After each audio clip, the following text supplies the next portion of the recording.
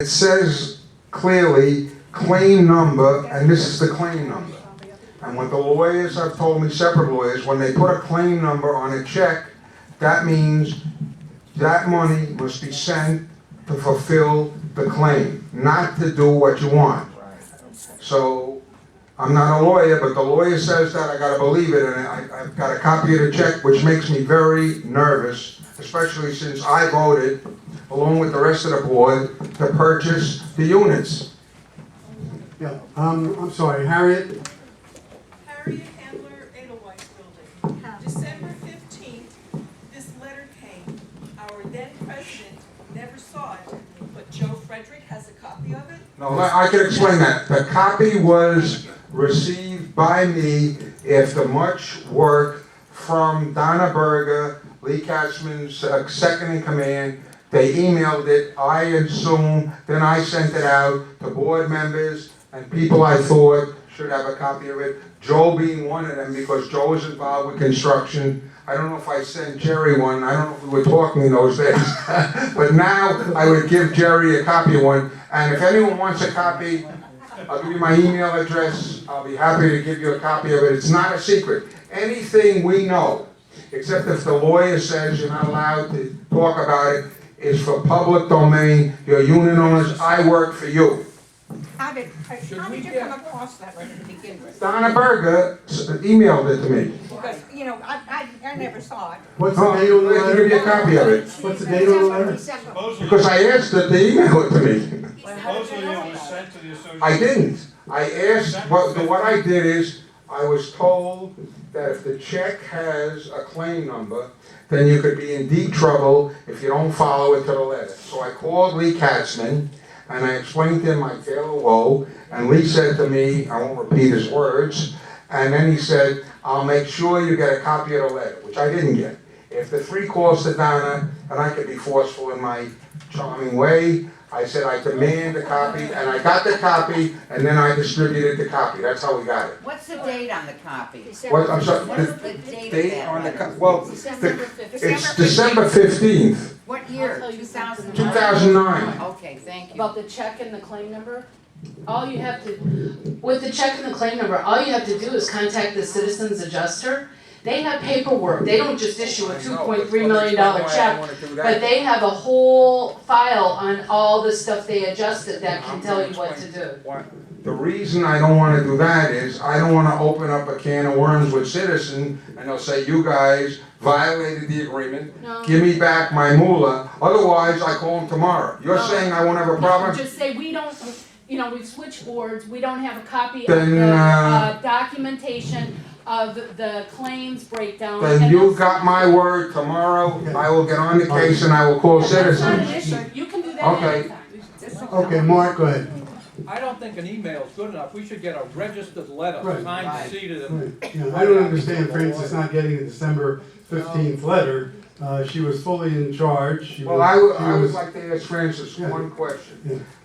When Lee presented the check to you at the meeting, according to Lee, he presented you a check with the copy of this letter. Is that factual or not factual? Not to my recollection. Okay, so that means Strange. we got another problem here, because he said he gave it to you. You gave the check to Steve Mason, who's the regional director of KW, to take care of, which was $2.3 million, give or take $1 or $2. So you don't recall seeing this letter, you don't know anything about it? No, I Up until today, don't. Pardon?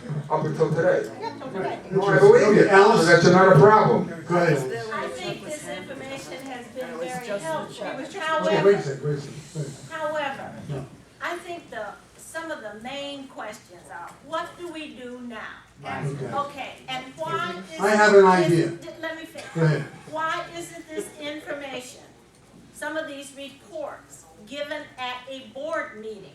We must demand these things,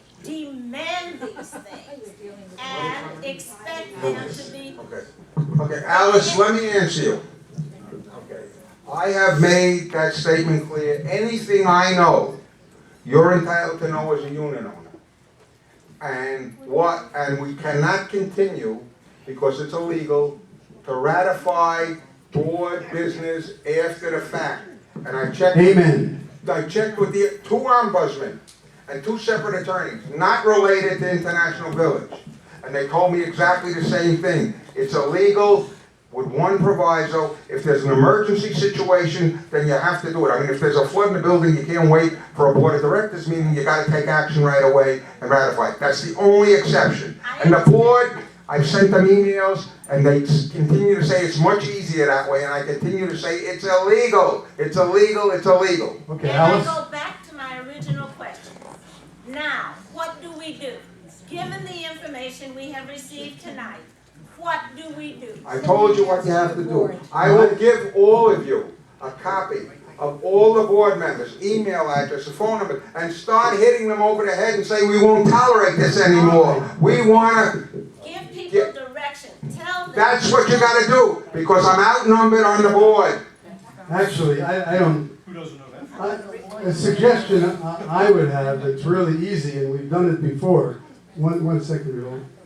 All right, go ahead, ladies first. Come on. You know, it's not the board to give us direction. It's Yes, us to get yes, direction to the board. yes. It's our money. That's exactly correct. Our money. But they're not listening to us. Hey, wait, all right, It's us to tell them what we Yeah. want to do with this money. Linda, It's not this- for them to decide, well, I want to buy an apartment and I want to do this and that. No, it's us. yeah, I think we can, and tell me if I'm wrong, Wrong. that the leader of the board is the president, okay? Mr. Samuels. Correct. Is that correct? He's the one that He's the sets one, the agenda, and absolutely, took all your agenda items off and the would not agenda. honor any of them. Yeah, the easiest way to handle it, and we've done it, no, not recall, you Take know, you 6 years to never do it. Mr. Samuels has some value. He's a knowledgeable fella, he likes to get things done. I appreciate that, getting things done. We don't always do things the same way, but he likes to get things done. He is a fountain of information. The problem with him is when he gets to be the boss. When he gets to be the boss, like some bosses, he wants to control everything. And the easiest way of handling the situation is for a reorganization of the board. We did it before.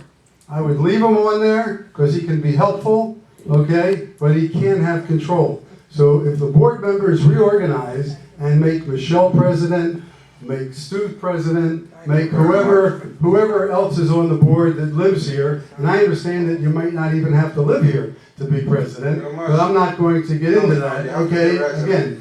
But that's all you have to do, is take away his office.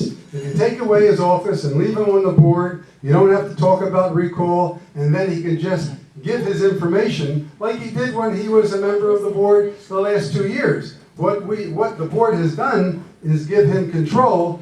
He does it first, and then you have no choice but to ratify it. Okay, what are you going to do? Take the wall down after he builds the wall? What are you going to do? So that's my suggestion for an easy solution to the problem. Okay, yes, Linda. Linda Wilson from the Zurich. How do we do that? Huh? That's easy. You don't do that. The 9 members of the board, or 7 that we have now. whoever is sitting on the board, the 7 members of the board, they call a reorganization meeting. They only have to give 48 or 72 hours. 72. They come to the meeting. It's got nothing to do with you, and they decide to change the officers. That means Got nothing to do with you. members have to agree with I it. understand. And they don't. Well, you don't know that. You haven't even been in town. No, he's not. He's coming out of the closet now. Okay? So, Be careful about that. yeah, Steve. I have a question for Joe. Joe, don't walk away. Or for Joe or for Paul. At a regular board meeting, when Brian Seidler was our property manager, he stated that there were no warranties written into the contracts for any of the roof work that was done after Wilma. And I'd like to know if that was, and it's in the record, it's in the minutes, I'd like to know if that was an accurate statement or not.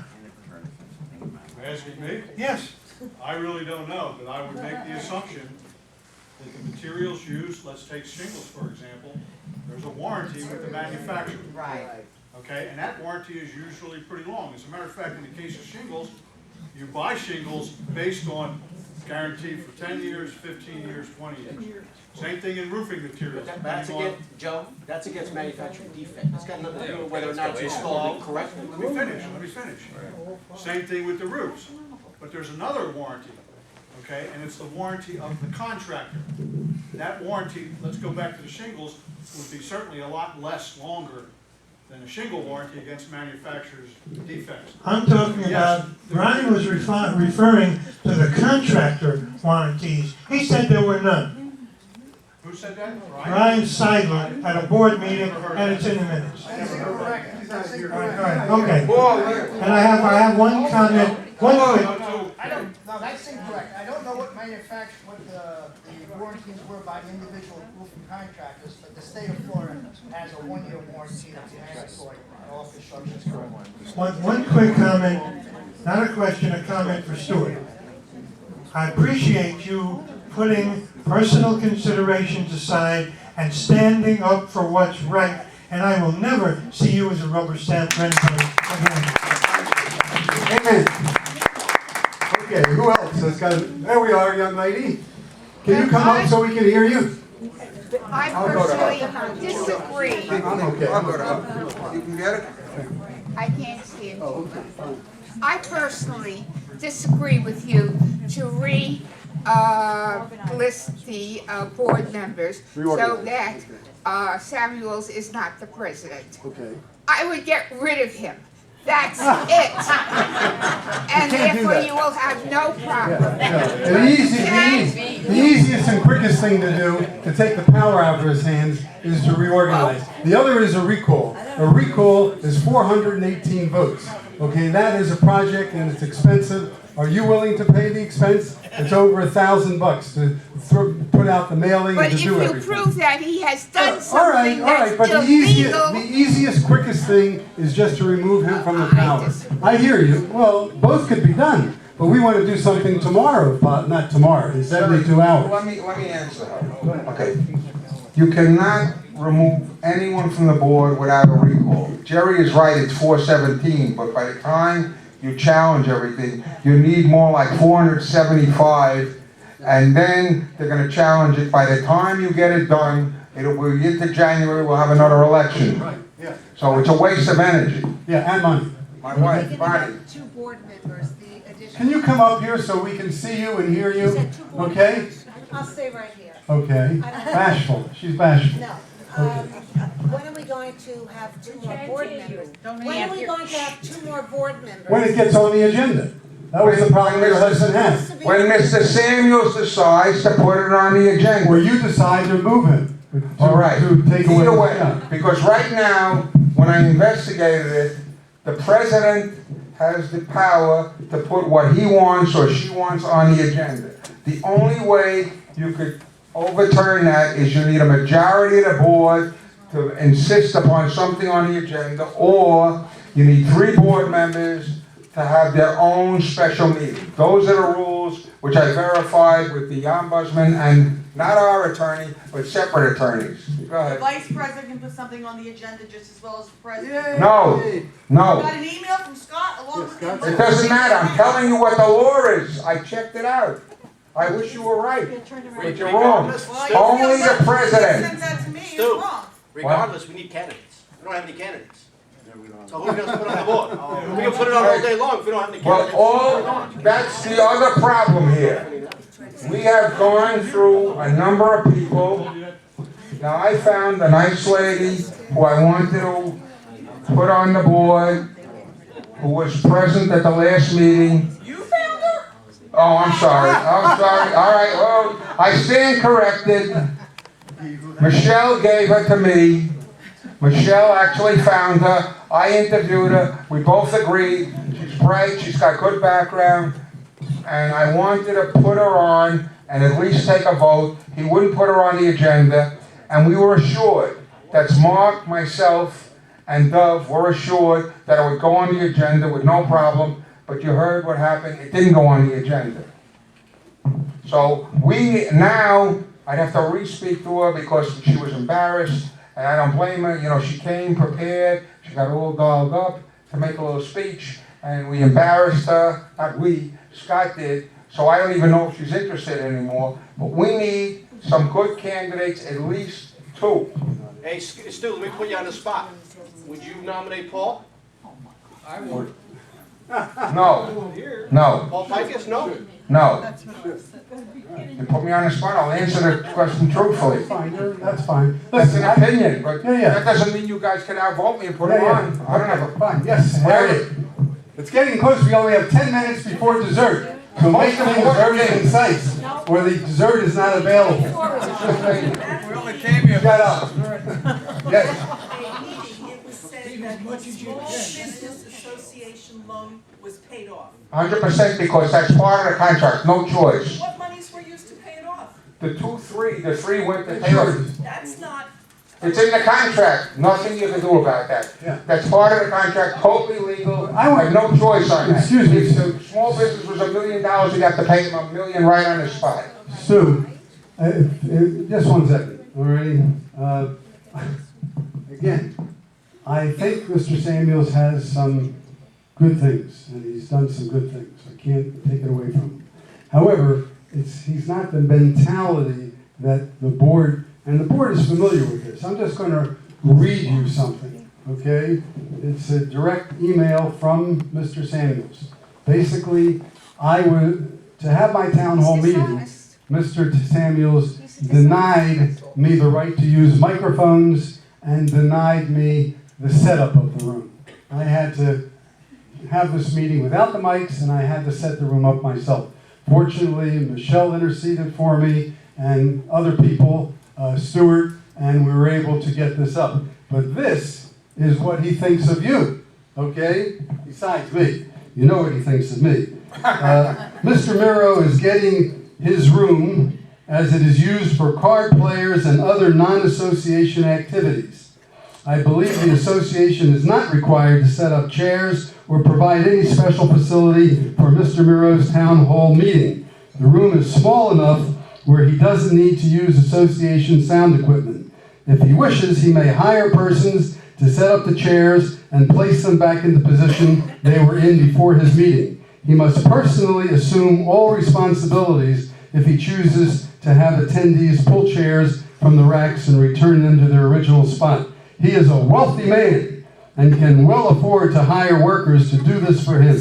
It is not the association and unit owners' funds that should be expended to help him have this meeting. And this is really the spot that really floors me. He can choose to have them, that's you, sit on the floor. Bring their owner chairs or whatever.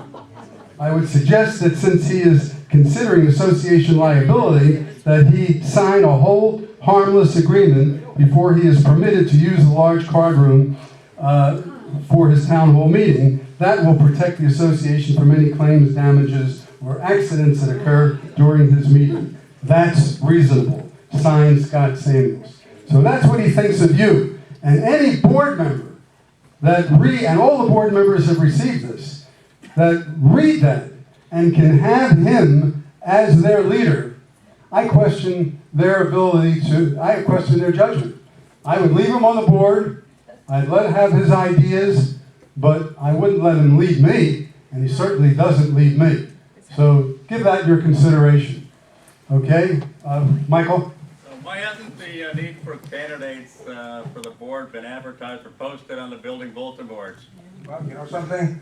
That is a good question, which I don't have the answer What was the to. question? The answer is why haven't we posted a need for board members on all the bulletin boards? That's the question. We're looking for qualified people to serve on the board. That's a good thing. I will speak to Henry tomorrow. Henry is the new property manager, and post it all over the village so there are people who might want to say they're crazy enough to go on the board. By the way, I'd like to put a plug in for Mr. Harvey, our new general manager. I've had occasion to speak with him a number of times, once for about a half an hour in his office, and personally, I'm very impressed with him. I think we have Michelle to thank for that. She was the one that brought him to the table and insisted on him, I understand, and I have been very pleasantly surprised, let's say, because I didn't know what to expect. But he's got good answers, he's got experience, and, you know, I think that we should feel comfortable certainly giving him a try. Yes? What's his name? Henry Harvey. Henry Harvey, with a lot of credentials. And thank you, Michelle. Yeah, did you want something, Joe? You wanted to talk a moment ago. I was just told I brought my blanket for nothing, so. You want to dance, Joe? Will that make up for it? You want to dance? Good idea. I would like to personally thank Michelle and her husband Terry for the wonderful job they did for St. Patty's Day. They worked very, very hard. The place was done very, very nice. And Diane worked hard. There was a bunch of people here that worked very, very hard, and they really deserve a lot of applause. Okay, who else? We have one or two questions and we're going to eat. Anybody? Yes, Ralph? I have to get up and stand up Here, Ralph. and ask an embarrassing question. Oh, please, Ralph. No, don't end it with an embarrassing question. Please, you have to do it. It has to be done. Short and to the point. Okay. Because of my illnesses, my sense of smell is twice as acute. Today, upon entering my building in Edelweiss, this smell. There was a smell as I went into the building. Yes. Okay, and Smell in the Edelweiss. It's not the first time. ladies and gentlemen, thank you, I appreciate that. I wouldn't talk over you if you were speaking. Can't hear a word you're saying. I'll speak, okay?